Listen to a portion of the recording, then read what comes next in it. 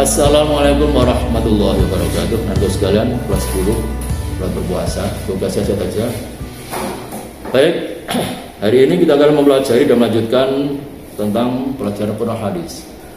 Dan kita akan membahas tentang masalah penyusunan kitab atau kaidah-kaidah hadis di masa-masa setelah periode ketiga. Baik, di sini ada beberapa hal yang perlu saya sampaikan bahwa di prodi ini penyusunan hadis sudah semakin berkembang baik. Artinya pengumpulan hadis-hadis itu semakin banyak dan semakin banyak juga para sahabat atau tabi'in yang menghafal hadis. Mula-mula dia menyusun atau mengambil atau mengumpulkan hadis-hadis dari lokal, regional, berasal dari daerah sendiri-sendiri. Jadi ada hadis sahih, ada sahih dhaif. Itu dikumpulkan dulu dari berbagai hadis pokoknya. Setelah dari lokal, dari masing-masing daerahnya dikembangkan lagi supaya hadis ini begitu benar-benar banyak. Artinya Al-Quran itu kan butuh penjelas. Jangan sampai nanti setelah hadis itu dikeluarkan dan Quran juga sampai ke daerah-daerah tempat yang lain, itu jangan sampai ada kekurangan penjelas. Jadi Al-Quran dan hadis itu berjalan sesuai dengan perkembangan Islam yang ada, mengiring.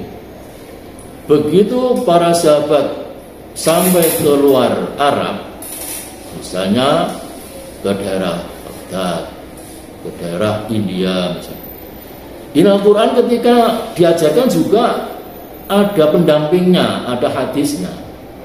Makanya di zaman itu pengumpulan hadis terus dilakukan, terutama di zaman Imam Bukhari. Dia 5 tahun untuk mengumpulkan hadis dari berbagai daerah, dari berbagai tempat, seperti dari Madinah, Mekah, Kufah, kemudian Syria, Damsyik, dan Basrah. Di sana dicari terus di mana ada sumber hadis, di mana ada perawi, dicari di sana. Ya. Jadi awal-awalnya semua hadis diterima, ada hadis sahih itu diterima. Setelah ada penyimpangan atau pemalsuan hadis yang tidak sesuai dengan kode-kode hadis, maka mulailah ada semacam usaha yang mana dilakukan agar ada pembahasan atau penelitian para perawinya. Adil tidaknya, dari mana dia berasal, ya. Hafalannya juga itu diteliti. Karena apa? Karena ternyata hadis yang begitu tadi masuk semuanya, awalnya tidak ada penelitian itu. Tapi kalau ada pembahasan hadis yang mendukung ide-ide masing-masing perawi atau masing-masing aliran, ya, sehingga di sana terjadi perbedaan pendapat, perbedaan materi hadis. Ternyata hadis itu adalah dhaif. Hadis yang tidak sahih dari Rasulullah, berasal dari kaum-kaum tertentu yang mendukung adanya aliran dia, orang Syiah, kemudian orang Khawarij misalnya. Itu membuat hadis-hadis yang dia sendiri membenarkan alirannya dia, gitu misalnya. Maka ini mulai diseleksi oleh Imam Bukhari, sehingga akan berhasil mengumpulkan hadis yang sahih sampai sekarang itu. Dan yang punya ide adalah seorang Ishaq bin Rahawayh. Dia punya ide supaya tidak terjadi banyak materi hadis yang palsu dan membaur dengan hadis sahih. Ini dia punya ide, diusulkan kepada para ahli hadis, memang hadis, termasuk Bukhari yang terus mengelana mencari sumber hadis supaya nanti hadis yang dhaif itu jelas kelihatan. Jadi kalau ada perbandingan dari Mekah misalnya, itu akan jelas. Jadi selama 5 tahun itu dia tuh pergi ke daerah-daerah itu di mana ada sumber hadis, dicari. Kemudian diikuti oleh para yang lain seperti Imam Muslim, kemudian At-Tirmidzi, ada Nasai, Abu Dawud. Maksud dia juga mencari atau mengikuti jejak-jejak Imam Muslim ini untuk saling mencari, saling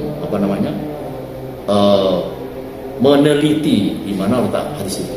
Jadi pada periode ini sudah cukup jelas bagaimana hadis itu yang kita terima sekarang ini dulu-dulunya, asal-asalnya itu sudah kita tahu bahwa awalnya memang hadis itu dimasukkan semua, tetapi setelah ada problema kelemahan-kelemahan hadis itu baru seleksi, dan seleksi ini cukup lama gitu loh ya. Termasuk Imam Bukhari yang paling awal menyeleksi hadis-hadis sahih yang terpercaya, kemudian Imam Muslim muridnya itu.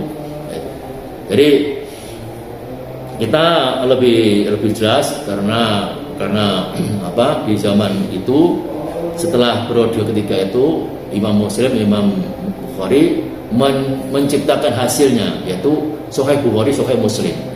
Ini adalah bisa kita teliti, dan ini isinya juga sudah sesuai dengan materi Quran. Ya.